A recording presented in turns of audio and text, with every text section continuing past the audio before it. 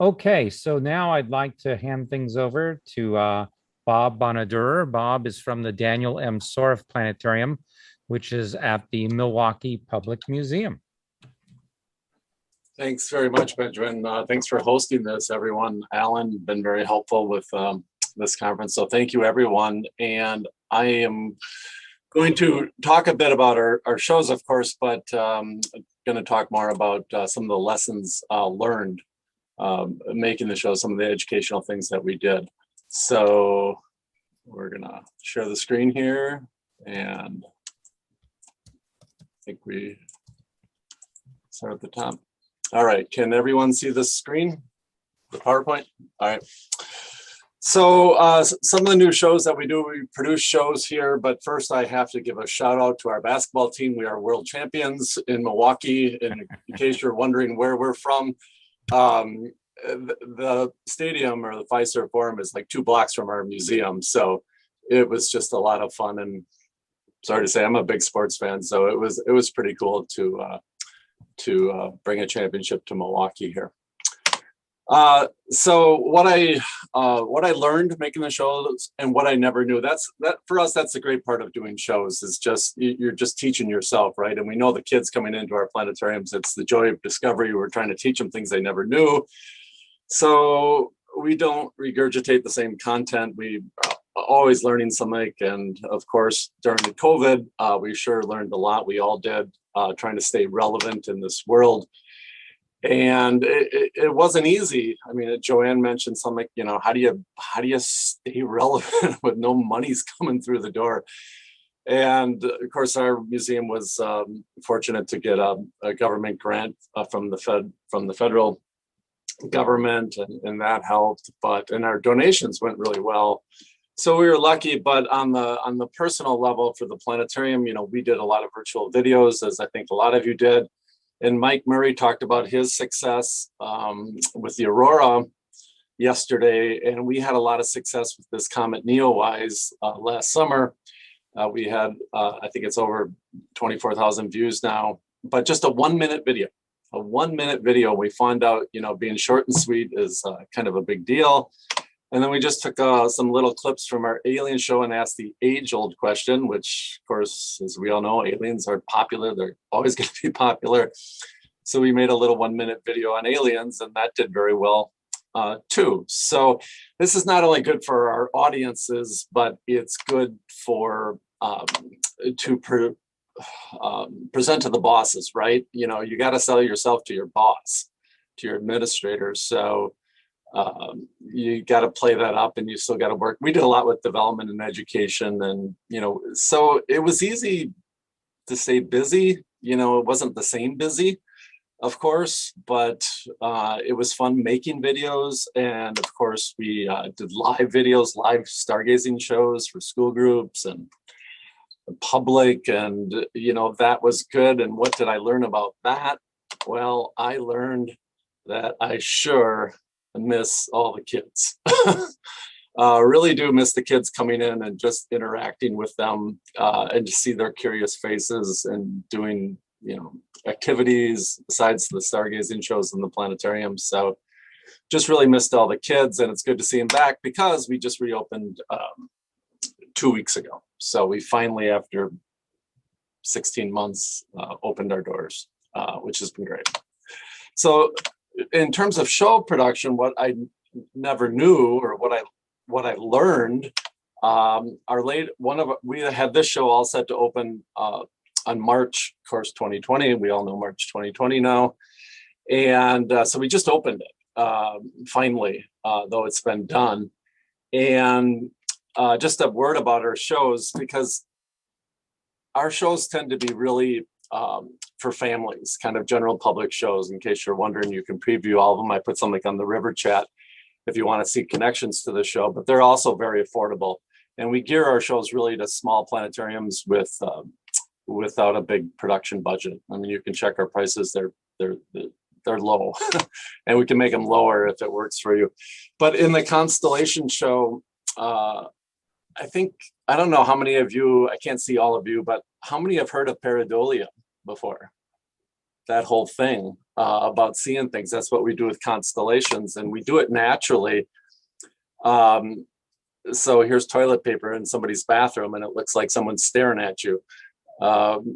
We see pictures, and what I learned, what I never knew, is that there's a reason for it. So look at this cloud picture, right?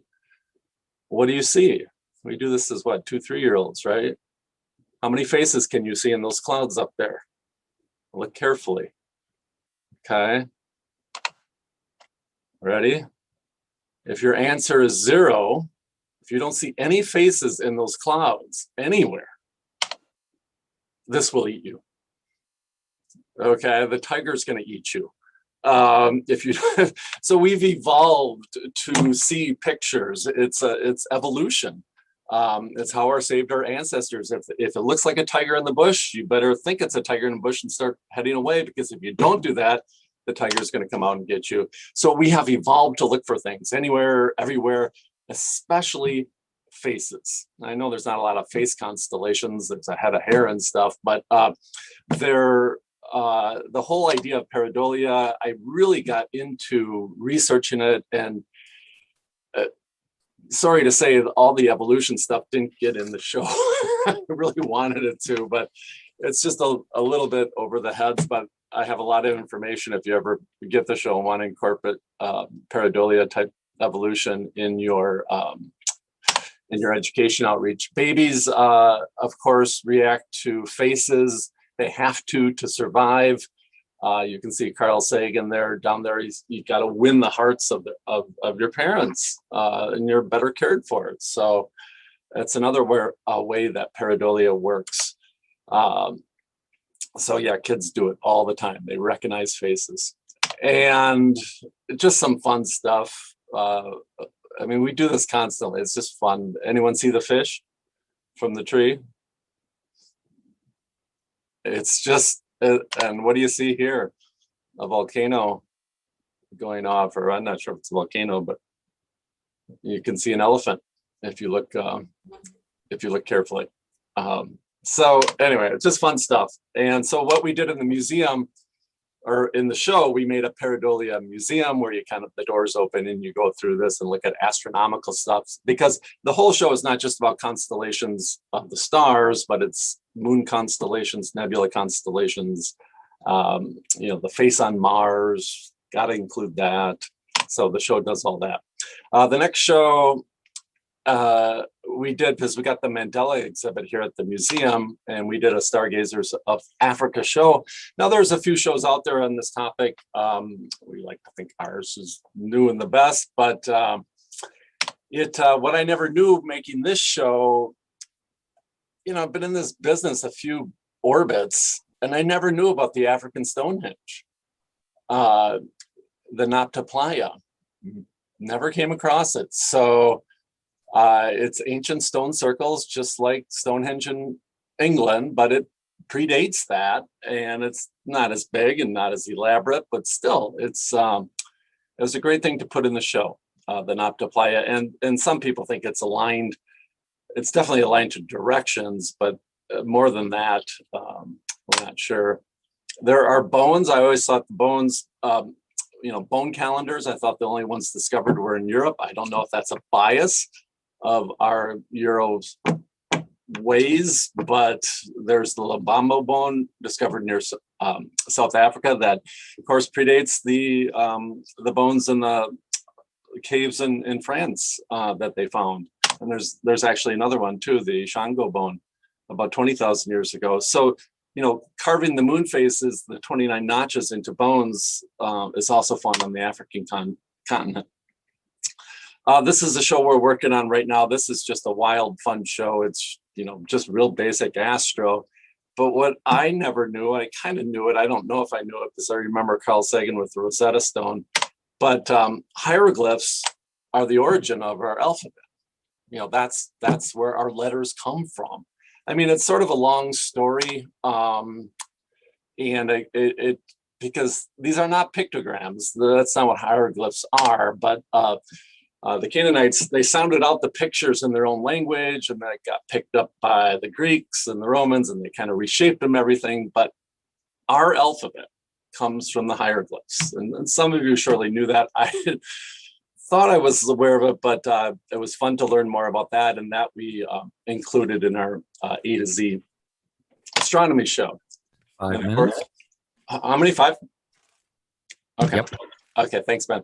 But of course, I'm a big believer in learning should be fun. I mean, I think our show should be fun. I mean, they got to teach, but they've got to engage. And so I guess this isn't, I'm just showing you a clip of it. Probably stole this from Matt Masheri. So we did a roller coaster ride. He did all the Space Park 360s. So we just made a fun thing. This is just part of the title sequence that we made for the show. And just going through the alphabet. So that's just kind of a teaser that we put at the beginning of the show. But it was fun to create it. We have for B for black hole, of course, that's a given. We had to do be or not to be. That is the question. So we just had a little fun with Shakespeare. And teaching about spaghettification, going down a black hole. So that show's coming up in the fall. And then we just I got it approved. We're the museum here, and we're a natural history museum. We're getting a new dinosaur exhibit. So we're going to do another dinosaur show. And it's going to focus on the evolution, again, change over time. And what I've been learning and researching is the whole avian versus non-avian dinosaurs, how that happened exactly. I guess we all know that birds came from dinosaurs, but boy, I'm diving into this, and it's fun and it's interesting. Feathers and the size and why certain ones survived and so on. So that's been a fun. Now, of course, the big thing is to take that down into something that the public will do, and then. This is a children's book for probably pre-K first grade called Planet Awesome. And this a different animal for us because we're going to create a show based on this book. So it's kind of Save the Planet. Our planet is awesome, which of course kids are learning and they need to learn to save our planet, obviously with climate change and everything. So what I'm learning of that, it's hard to work with publishers and authors to sign contracts. It gets very legal, but it's going well, and we should start production after the dinosaur show. So that would be over a year from now. Hopefully have that done. Anyway, I posted the links of some of our new shows and all of our shows on the River page. So if you want to see them, if you're interested, or visit me in the chat room if you have more questions on it. But we have a fun time making shows here, and that's it. Thanks for your attention. Okay, great. We still have a minute if there are any questions. We do have a comment. It says to combine themes of I'm not sure how to say that, pareidolia. Pareidolia. Yeah. And the alphabet, it is fun to find astronomical objects that match the letters of the alphabet. This has been done very nicely with butterfly wing patterns too. Cool. Yeah. We take Y was a tough one, so we ended up doing a thing on Yoda, just for aliens. And of course, we can't use Yoda. George Lucas would be after us, but we just did a fun thing with aliens toward the end of the show. So it's fun to go through the alphabet and learn. Jeff Nee has a comment. He said, that sounds very interesting. Let us know if you have links to examples, John. Yeah, the A to Z show, we're going to put more up on the link I put on the River page. So yeah, we'll have more of that, but it'll be available in the fall. We'll more links up. All right, thank you so much, Bob. So we're now on to about to go to our vendor booths, but Alan Gould is going to give a little bit of an intro to that, and then I probably have a couple instructions as well. So take it away, Alan. Okay, well, this is our, we've invited vendors to have this pretty much whole morning devoted to them. And they are doing contributions to us, not only by virtue of their participating, but also, although there's no specific financial contributions to this conference, we're thanking them for being here, but also our Great Western Observer publication. Most of them actually do support us by putting advertisements in there. Of course, that's benefits them too by advertising, but it's a mutually beneficial thing. So I want to thank the vendors for being here. I want to take this opportunity also to thank the committee or the planning group that did this, and especially Benjamin, who offered to host the whole thing and is our technical support as well as MC. So thank you, Benjamin, for this. It's been really great. Michelle Wistison has been responsible for the program largely, and Carla Jones from GPPA has been working on the website to some extent and promoting it with the GPPA. Sarah Twidle for SWAP has also done a little bit of web work publicizing this. Carl Van Anen, president of PPA. And the Levent Gordemir was also on our committee to do this. So as we launch into the virtual vendor booth, V-booths, as I've come to call them, I really encourage everybody to just wander around and say hi. You're not going to get any candy this time or pens or things like that.